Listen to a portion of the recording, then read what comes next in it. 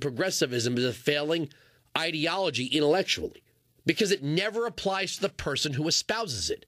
That's why I always say socialism's for the people, not the socialist. If you took 20 white, mostly male, liberal voters and put them around a table with a grand offering of cash money, they have to diversify the table.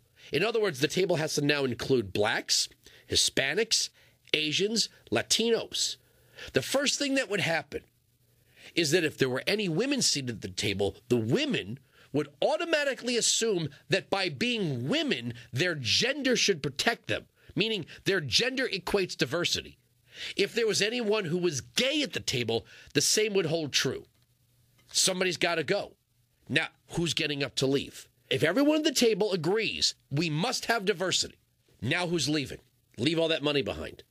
The answer is no one. Unless, of course, they're already so rich that to spite the experiment, they don't need the money, so they're willing to get up and leave. But that would be maybe one person. In other words, you would not be able to come up with a way democratically at that table to make it more diverse, because that would mean everybody would have to give up their own interest in that pot. You'll never meet a liberal that will talk about affirmative action when it affects them. It's always easy to talk about affirmative action in the classroom after your kids have been accepted to college or after your kids have graduated college. You will never see a liberal Democrat who says, I believe in affirmative action and I'm not going to send my child to Harvard to make room for somebody more deserving. It never applies to them. Always somebody else.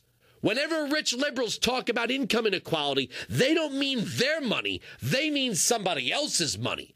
When rich liberals talk about health care, they never put their own health care on the table.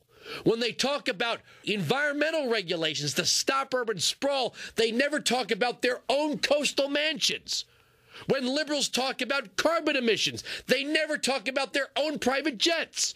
When they talk about carbon emissions and automobiles, they never talk about their limousines. When liberals talk about guns, they never talk about the people who are protecting them. It's always the masses, always the others, always someone out there should live out the utopian plan. This is the nut that Black Lives Matter and all these other pressure groups are never going to crack, because they don't believe in free markets. See, free markets put an end to oligarchies. Free markets. Who cares about the Oscars? Win the People's Choice Awards. Who cares about the Golden Globes? Sell tickets.